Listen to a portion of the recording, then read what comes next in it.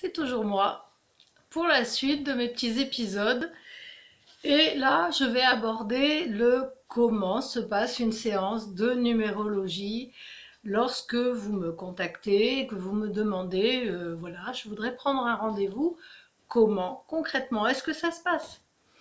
Alors déjà, pratiquement, du côté pratique, eh ben, on prend un créneau horaire ensemble. Une séance peut durer 1 heure ou 1 heure et demie. Le plus souvent, c'est 1 heure et demie. La première séance, en fait, peut être un petit peu plus longue, puisque là, on aborde vraiment un petit peu tous les pans de votre vie, que je fais un point général, mais ça va loin.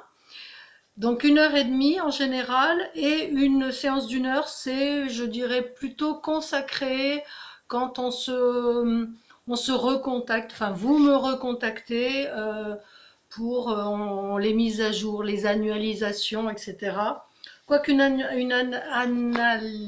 annualisation peut durer euh, 1 heure et demie, c'est pas le problème. C'est vous, enfin, ce que vous estimez, quelles sont vos questions. S'il y a beaucoup de questions, bah, on va mettre un petit peu plus longtemps, etc. Donc, on prend rendez-vous suivant le créneau choisi. Une fois que, alors en général, je vais être pratico-pratique, le règlement se fait avant. Comme ça évite les déconvenus, les inconvenus, les déconvenus financiers. Ensuite, je ne prends jamais rien à part le numéro de téléphone hein, pour vous appeler, puisque c'est moi qui vous appelle. Le jour du rendez-vous, donc je vous appelle. Ça peut être fait différemment, soit par téléphone, on se voit pas, soit on se connaît et on n'a pas forcément besoin de se voir.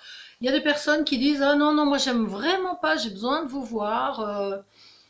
Ok, pas de problème, hein, on a plein de moyens. Alors Skype, bon Skype, ça fonctionne pas toujours très bien, j'avoue, mais WhatsApp, Messenger, voilà, c'est pas ce qui manque. Ça, c'est quand on a le visuel. Ensuite, je n'ai pas besoin de vous voir. Voilà. Puisque c'est vibratoire, je ressens, je prends votre date de naissance au moment du rendez-vous. Et c'est sur cette base-là que je vais commencer le travail. En général, donc je prends deux, trois informations au début de la séance. Et je commence à poser votre thème, hein, c'est-à-dire je prends un de mes tableaux, alors je les ai refaits un paquet de fois, j'aime autant vous le dire, et je les adapte, celui-là il est encore différent, vous savez ça fait une maison, celui-là, allez, voilà, il y a même de quoi faire les années personnelles, celui-là il est pas mal, c'est le petit dernier, je l'aime bien. Euh, Donc, pendant qu'on se parle, parce que je peux parler en même temps que je compte, alors ça, c'est ma petite fierté, on peut, donc, vous me parlez de vous, de ce que vous attendez de la séance, et déjà, moi, le fait de poser d'avoir les calculs qui sont en train de se faire, je perçois déjà. Je perçois déjà des petites choses et j'en parle pas, je perçois. Et puis, je note vos questions s'il y en a. S'il y en a pas, c'est pas grave. Et parce que je suis une bavarde, j'ai beaucoup de choses à dire, j'ai beaucoup de, je lis, mais parfois c'est bien aussi d'avoir une direction. Voilà, vous voulez ça, ok, ben on va aller vers ça. Et puis parfois, ben, je réponds sans qu'il y ait les questions, j'y réponds rien qu'en regardant le thème, les nombres que j'ai sous les yeux. Donc le thème de naissance, c'est à partir de votre jour, de votre mois et de votre année de naissance. Puis, je vais faire le calcul des années personnelles. Les années personnelles, c'est la vibration de chaque année. Hein, ça se renouvelle, voilà, il y a 9 années personnelles. Ça va de 1 à 9. Et l'année en général en cours, par exemple, là, on est en 2021. Si vous êtes né au mois de janvier, ben, je vais prendre 2021. Par contre, si vous êtes né au mois de décembre, je ferai ma base de calcul sur la fin de l'année précédente, c'est-à-dire 2020. Parce que votre date anniversaire, la suivante, elle n'est pas encore là. Voilà. Bon, peu importe, ça c'est ma petite sauce, mais les années personnelles permettent de sentir le ici et maintenant, de voir à quoi va être dédiée cette année, dans le positif comme dans le négatif, hein. Je fais des raccourcis, mais c'est un peu comme ça. Et donc je fais un espèce de... En général, je fais plusieurs années personnelles parce que ça me permet de voir le ici et maintenant, et puis de voir la suite. Je ne sais pas comment vous dire, vibratoirement, ça me permet d'affiner mes ressentis. Et puis, bah, tout se fait en même temps dans la combinaison de votre thème de base, où je peux lire alors les... Oui, attention, il y a ça, mais il y a une difficulté, une problématique avec ça. Donc, ça, c'est ma petite mixture interne. Les informations, quand je vous parle, c'est interactif, hein, on n'est pas obligé de se taire. On peut parler, on peut dire oui, mais quand vous me dites ça, est-ce que bon, il n'y a pas de problème, ça me va très bien. Si vous dites rien, bah, ça me va bien et si j'ai besoin d'informations, bah, je vais vers vous et je pose les questions dont j'ai besoin. En fait, dans un thème numérologique, il peut y avoir plusieurs tournures. C'est-à-dire, je lis quelque chose et d'emblée, il y a quelque chose qui va me sauter au nez, aux yeux, pardon, parce que c'est aux yeux, et je vais dire, ah, là, il y a ça. Mais moi, je sais pas forcément où vous en êtes véritablement. Donc, je vais aller chercher quand même, vous, comment vous vous voyez par rapport à ça. Euh, Et moi, je vais sentir si, parce qu'il y a des gens qui disent, oui, oui, oh, mais moi, ça, vous savez, je l'ai déjà vu, tout va bien avec ça, je l'ai travaillé. Moi, quand ça tape dans ma tête, c'est que ça dit non, non, non, non, non. Vous me dites ça dans votre conscient, il vous dit ça. Ouh, le vilain. Alors que dans l'inconscient, non. Il y a des personnes qui me disent, oui, oui, mais j'ai travaillé sur moi, combien de temps? Bah, 3 mois. Ah, bah oui, mais non, non, là, on n'y est pas, là, c'est pas 3 mois, hein. Ça fait un clac, ça y est, tout va bien dans le meilleur des mondes. Non, non, bah pas tout, hein. Il y en a qui sont réactifs, mais quand même. Et voilà, donc, on va aborder les années personnelles, puisque ça, c'est la notion de quelque part du temps. Même, je vous fais la projection sur les 2, 3 prochaines années. Si vous la voulez pas, je la donne pas, hein. Mais il y en a qui m'appellent et il y en a une, je sais plus qui c'était, qui m'a dit, mais moi j'ai peur. Et j'ai peur, je dis, vous avez peur de savoir quoi? Je vais pas vous, si vous voulez pas parler on ne parle pas de l'avenir, c'est pas le problème, mais je vais parler de vous. Si vous avez peur de savoir ce que vous allez découvrir sur vous, c'est un peu plus grave. Parce que là, en général, moi, je, quand je lis, je ne vais pas garder pour moi, je ne vais pas cacher la vérité, cacher les choses, c'est pas mon truc. Je pose des questions, je dis voilà. Par contre, quand je vois qu'il y a du lourd, c'est-à-dire émotionnellement ou qu'il vient de se passer un deuil dans la vie de la personne, en général, là, je fais attention, voilà, je vais pas mettre boum, faire ma bourrine, comme on dit, je vais pas y aller comme une sauvage, je vais envelopper, je vais dire les choses un petit peu plus doucement, plus enveloppé, je dirais, plus enveloppé. Euh, c'est important, c'est de prendre soin des personnes que j'ai en face de moi ou que ce soit à l'oreille, peu importe. J'ai un être humain, il y en a qui sont en souffrance, il y en a qui sont, on sent, ouais, alors moi non, alors ça, jamais de la vie, ça, jamais. Ou, si vous voulez, vous faites ce que vous voulez, mais moi je détecte un truc qui cloche. Si vous allez dans ce sens, moi vous faites ce que vous voulez, mais ça va pas le faire. Je dis ce que je lis, ce que je vois, ce que je sens, voilà. Quand il y a des mémoires, que ce soit transgénérationnel ou que ce soit karmique, ça se lit dans les nombres, c'est pareil, ça s'apprend, mais ça s'apprend, oui. Et après, je dirais qu'au niveau du karma, souvent j'ai eu des espèces de petites filles, de films dans ma tête ou des images ou parfois du son. Non, c'est plutôt. Alors ça m'est arrivé d'avoir enfin, comment dire, des sensations olfactives. Mais je suis pas dans le agréable, alors c'est pas très réjouissant pour moi, puisque c'est à travers moi que je reçois. Alors, c'est comme un film souvent, la plupart du temps, hein, c'est comme un film, je dis, ah, je vous vois, il y a ça.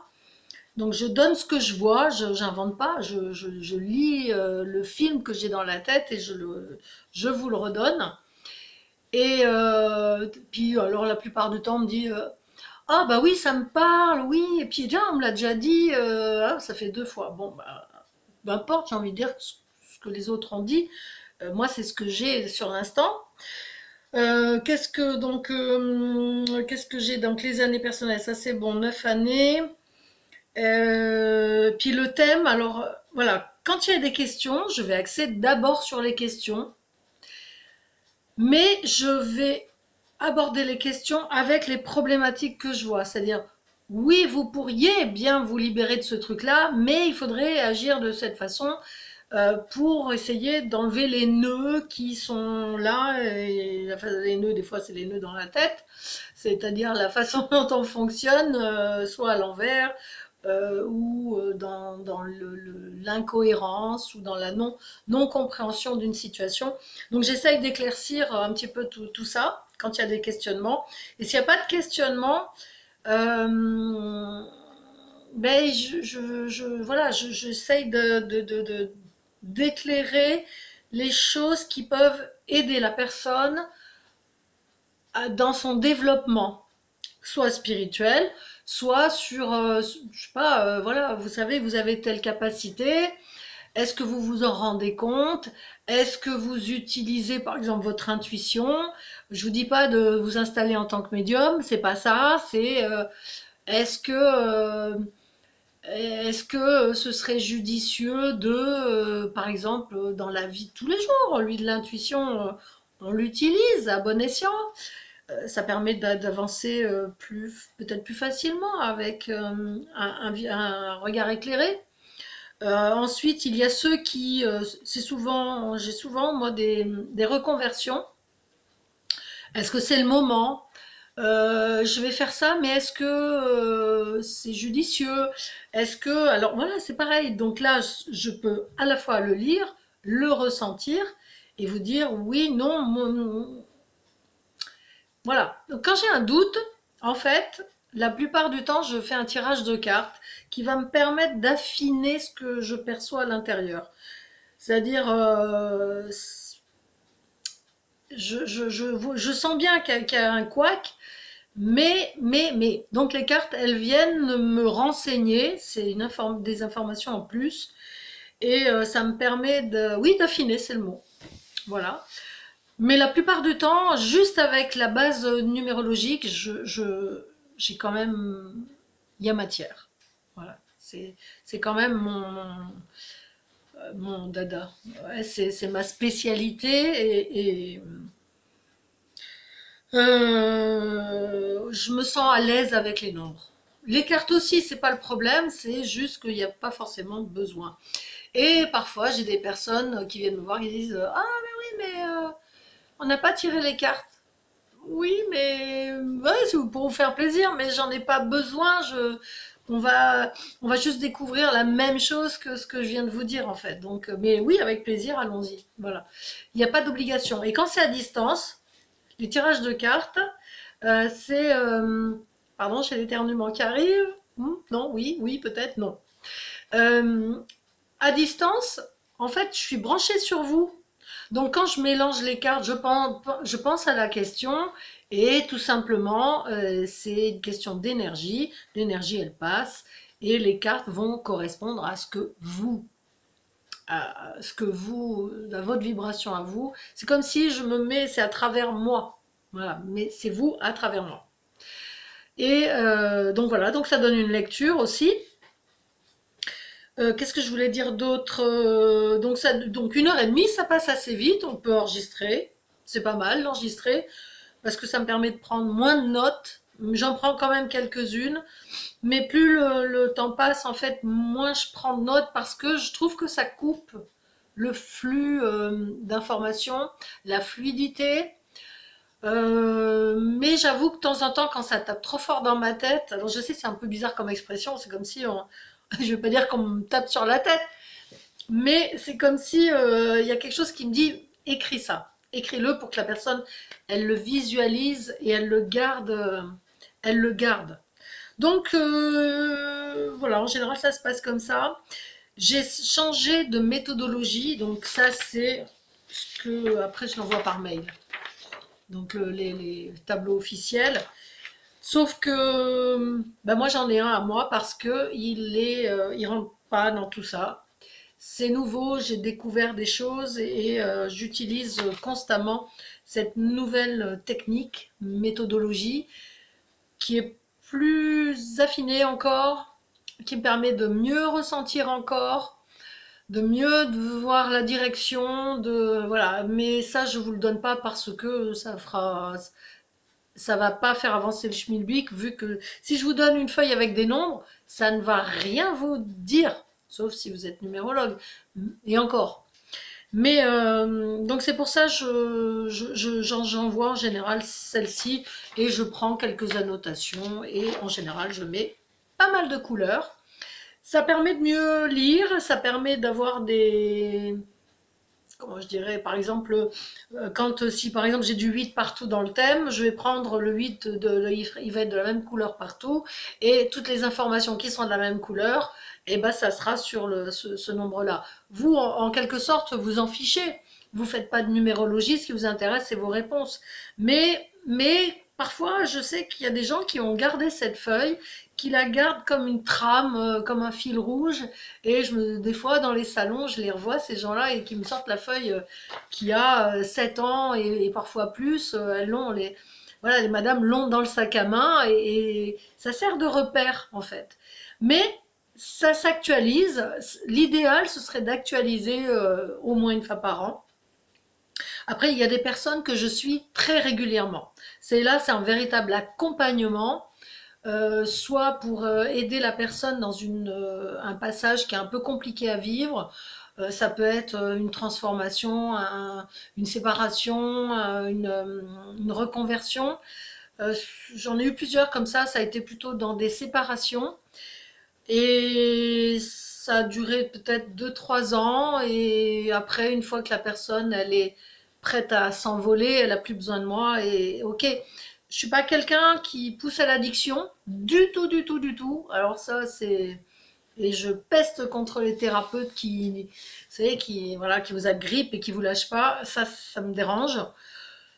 Mais par contre, je conçois qu'on peut avoir besoin. Alors, il y en a quelques-unes, c'est souvent des femmes d'ailleurs, qui ont vraiment besoin d'une proximité, d'être vraiment accompagnées. Ok, mais moi c'est très rare, c'est vraiment exceptionnel.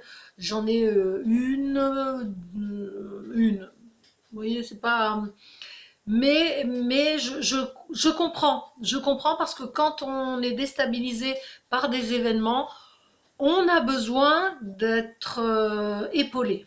Voilà, et quand la personne elle est seule, justement. Donc voilà, mais c'est rare, mais ça arrive.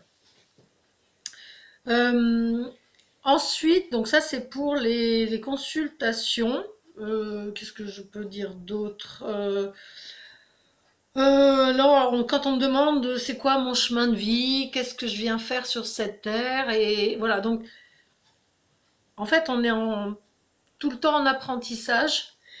Euh, J'ai pas un langage comme peut-être beaucoup de numérologues. Je sais pas trop comment font les autres. Mais j'aime pas dire voilà, votre chemin de vie c'est ça. Et j'aime ouvrir en fait, dire voilà, il y a dans votre thème, vous devez passer par telle expérience. Votre atout c'est ça. Mettez-le en avant. Ayez confiance en vous s'il y a besoin, hein. Je sais pas, par exemple, je dirais le 8, très souvent, ce sont des personnes qui ont besoin d'avoir un diplôme qui dit, vous avez vu, je suis ça, ça y est, je suis diplômée. Et je leur dis, Mais est-ce que vous vous légitimez vous-même? Si vous pouvez avoir le petit panneau dehors et puis ne pas vous légitimer à l'intérieur. Honnêtement, je n'ai pas de diplôme. J'ai juste une attestation.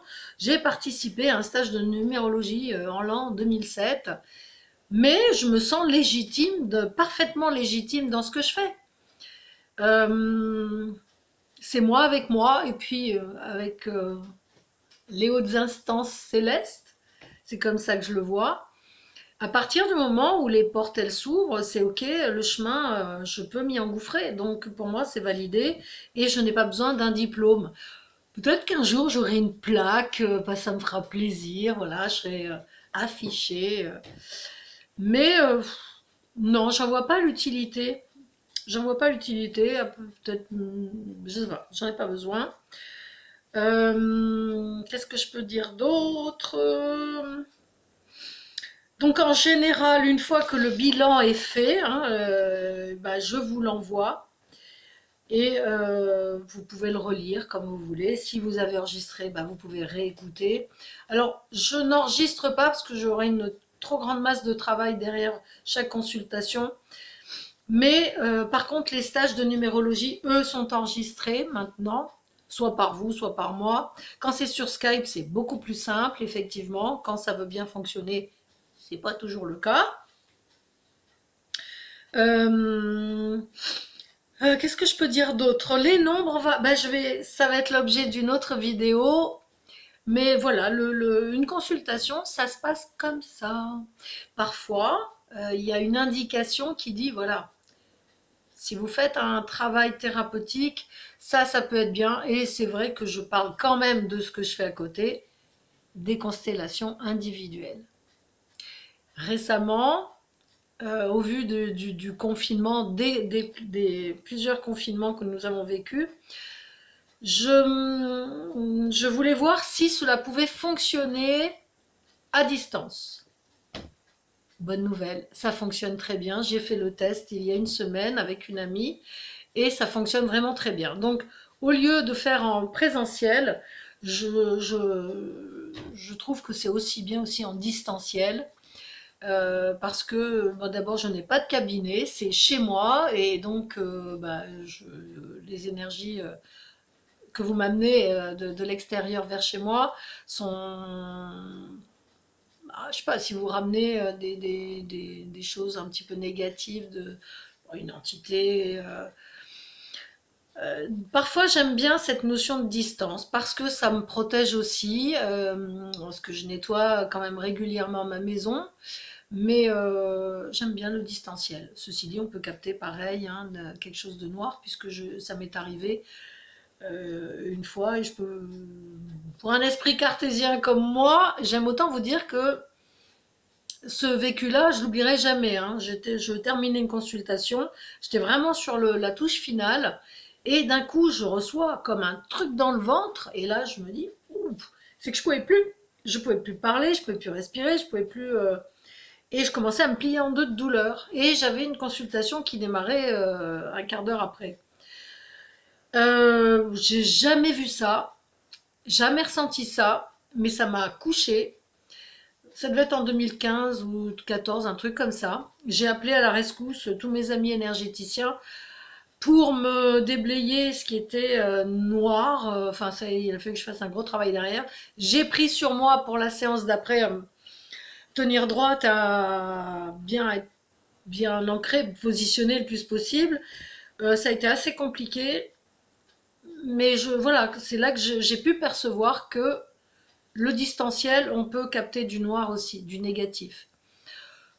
Mais ça reste, c'était sur ma personne, mon lieu est quand même un peu plus protégé. C'est pour ça que j'aime bien le distanciel, je ne vous le cache pas. Et puis, ben voilà. Je reviens vers vous et nous allons parler un petit peu des nombres. À tout à l'heure.